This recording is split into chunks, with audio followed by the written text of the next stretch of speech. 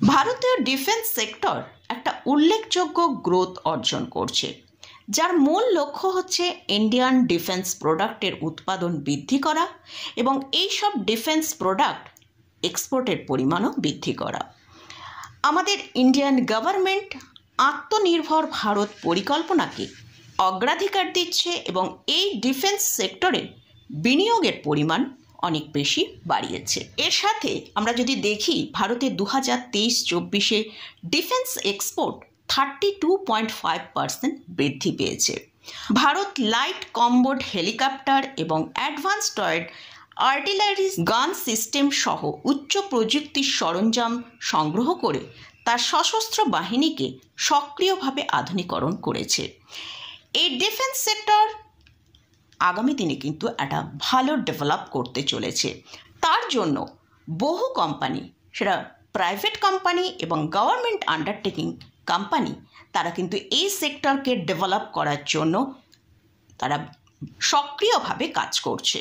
আজকের ভিডিওয় এই defence sector নিয়েই 5টা স্টক নিয়ে আলোচনা করব। এই স্টকগুলো large cap category, mid cap এবং স্মল ক্যাপ ক্যাটাগরিতে বিলং করে। চলুন তাহলে ভিডিওটা শুরু করা যাক। আমি নিরুপমা, শেয়ার শেখো চ্যানেলের পক্ষ থেকে সকল ভিউয়ার্সদের স্বাগত জানাই।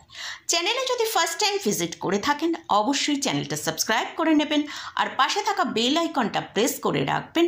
আমি ভিডিও আপলোড করার সাথে সাথে আপনাদের কাছে ভিডিওটা পৌঁছে যাবে।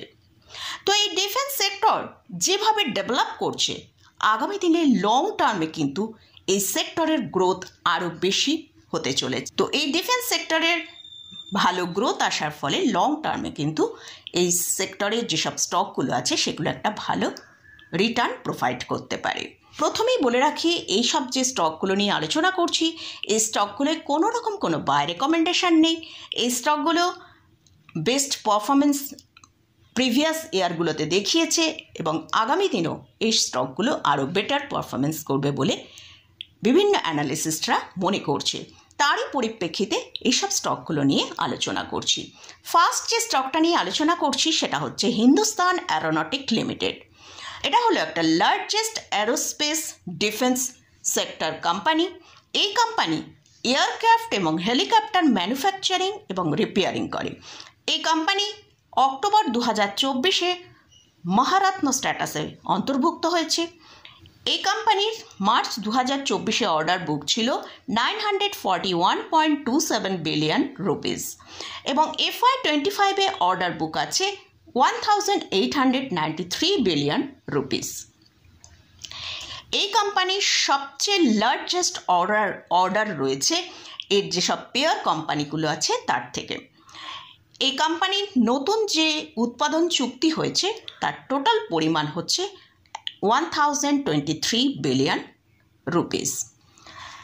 এই কোম্পানির লাস্ট 3 ইয়ার্সের আরওই ট্র্যাক রেকর্ড যদি দেখি, সেটা রিটার্ন অন ইকুইটি এখন 27.3%। লাস্ট 5 ইয়ার্সের প্রফিট গ্রোথ 24.5% CAGR গ্রোথ হয়েছে।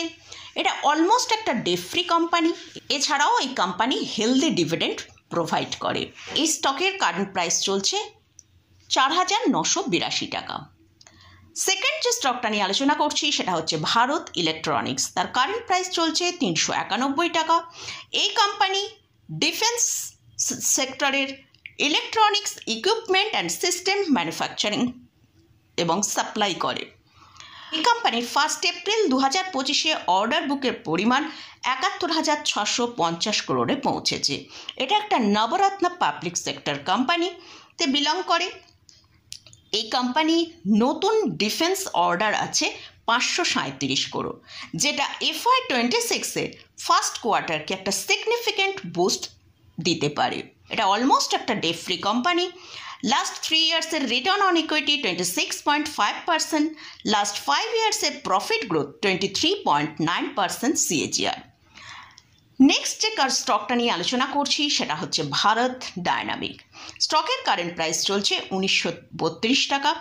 এই কোম্পানি ম্যানুফ্যাকচারিং করে missiles and allied defence equipment, এছাড়াও under water weapons, airborne products etcetera.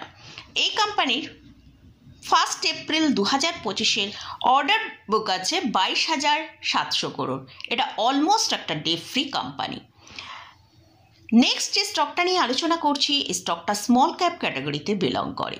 স্টকের নাম হচ্ছে প্যারাস ডিফেন্স অ্যান্ড স্পেস টেকনোলজি। স্টকের কারেন্ট প্রাইস চলছে 1650 টাকা। এটা ডিফেন্স সেক্টরের প্রাইভেট সেক্টর কোম্পানি। এই company designing, manufacturing, developing and testing করে। এছাড়াও বিভিন্ন ধরনের ডিফেন্স এবং স্পেস ইঞ্জিনিয়ারিং প্রোডাক্টও তৈরি করে। এই কোম্পানি মেইন 4টে সেগমেন্টের ওপর কাজ করে: defence and space optics, defence electronics, heavy engineering and electromagnetic plus protection solution. এই কোম্পানির হিউজ একটা ক্লায়েন্ট বেস রয়েছে, যার মধ্যে Hindustan aeronautic limited, ISRO, Bharat electronics, tata motor, coaching shipyard etcetera. তো এদের লাস্ট 31 মার্চ 2025 এদের অর্ডার বুক ছিল 9 বিলিয়ন রুপিস।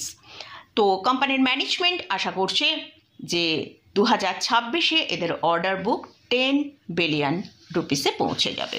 লাস্ট যে স্টকটা নিয়ে আলোচনা করছি সেটা হচ্ছে ডেটা প্যাটার্ন ইন্ডিয়া। এটা একটা মিড ক্যাপ ক্যাটাগরি স্টক। এদের কারেন্ট প্রাইস চলছে 3073 টাকা। এটা ডিফেন্স এবং অ্যারোস্পেস ইলেকট্রনিক্স সেক্টরে ফাস্ট গ্রোয়িং কোম্পানি।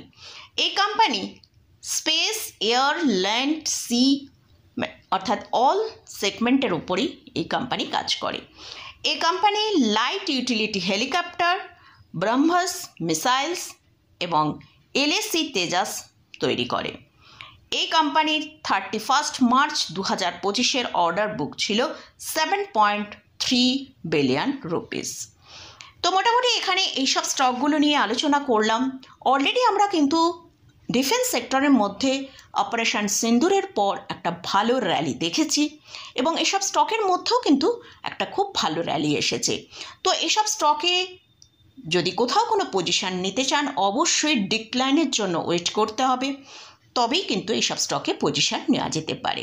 আর এসব স্টকে এখানে যে আমি ডিসকাস করলাম, কোনো রকম কোনো বাই রেকমেন্ডেশন নেই।